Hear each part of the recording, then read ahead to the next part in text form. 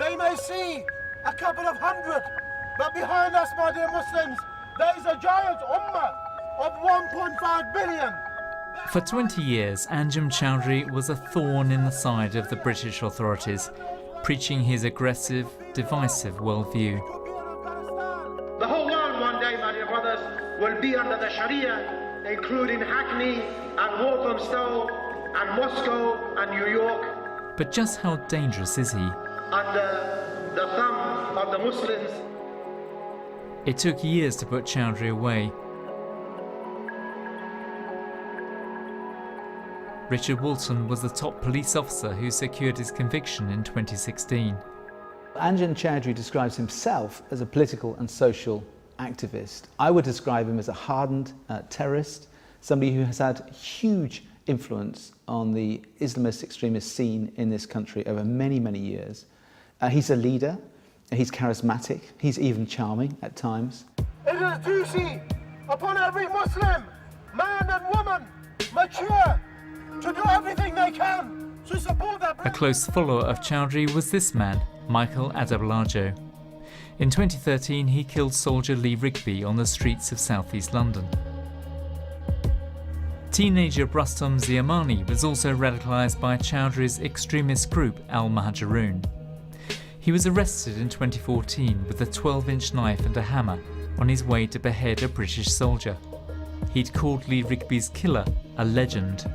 The case of Ziamani is a good example. The length of time from his conversion to the time when he was actually on his way to committing a serious terrorist attack was a matter of months, which is why we need to understand why radicalisers like Choudary are so dangerous.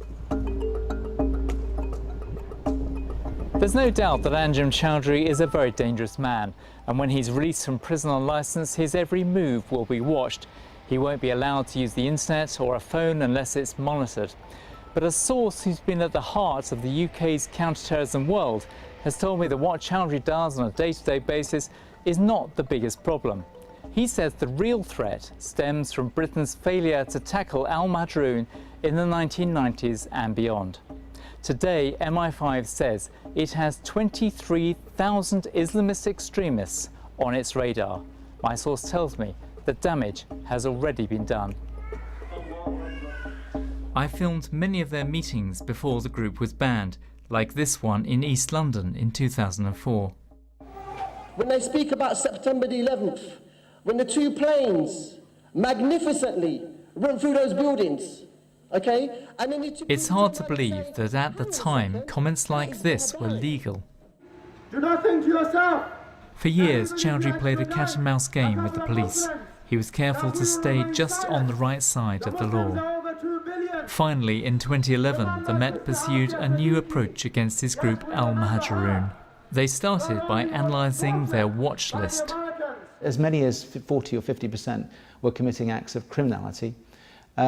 We decided to approach them from that perspective, and we were very successful at actually convicting them of crime rather than terrorism. Using this tactic, the Met locked up many of Al-Muhajirun's activists. But it was only when so-called Islamic State was banned they could finally get the man himself. For most of the time that we were looking at him, for 20 or so years, he was never breaching the criminal threshold.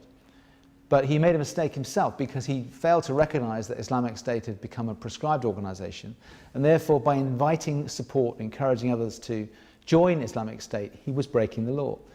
The second he did that, we were aware that the law had been broken, and we with tenacity, we prosecuted him and successfully convicted him. The tactic of suppressing Al-Muhajirun was, on the face of it, a success. Key people were being locked up, although sometimes the sentences were very short, and some Al-Muhajirun supporters are being released from prison now. My counter-terrorism source told me that in the 3 years up till 2020, around 50 Al-Muhajirun supporters will have been released from prison. Many of those individuals will be assessed as low risk, but none of them will be assessed as no risk. And it does place a financial burden of resources.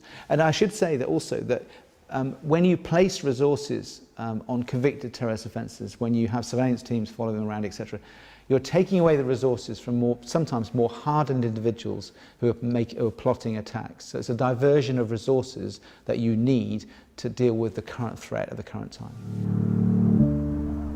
So how strong is Choudhary's network today? Luton was once the de facto HQ for Al-Mahjourun. We're in the Bury Park area of central Luton. This used to be a hotbed for Al-Mahjourun activity. The question today is, how significant is the group? Al-Mahjourun used to leaflet on this street. Most shopkeepers didn't want to talk. Some were too scared of reprisals. But this man agreed to speak up about the prospect of Choudhary's release. People like Anjem Choudary, they should strip them of their British nationality and kick them out of the country. Kick them out? Kick them out, and that will do us all a favour. Former Luton councillor Akbar Dad thinks it's not that simple. He spent decades fighting extremism in the town and believes Al-Mahjourun has gone underground. Al-Mahjourun is alive and well in Luton, and their boys and girls are working in their own ways. They are a real source of inspiration and a real source of influence to many families and young people. The numbers, 10, 20, 50, more than 100, what's your best estimate? I would say thousands, not hundreds, but thousands. There Thousands are people in the community who subscribe to the ideology of Al-Mahjourun. Thousands? You think that thousands of people subscribe to this kind of ideology? Yeah, that is correct. Bedfordshire Police stresses that the vast majority of residents do not tolerate those who hold such extreme views, and points to recent successful prosecutions. But many experts agree that Al-Mahjourun is still a toxic influence. In June last year, a man with a long history of supporting the group, Khurram Butt, led the London Bridge attack. 8 people were killed. There is, to be frank, far too much tolerance of extremism in our country. But it is time to say enough is enough.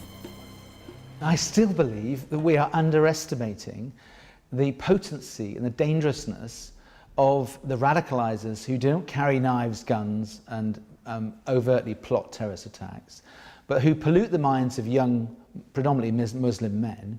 We've consistently underestimated their effect within our own community, within our own country.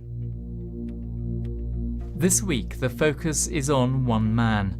But beyond that, the bigger challenge is how to tackle those who share his views.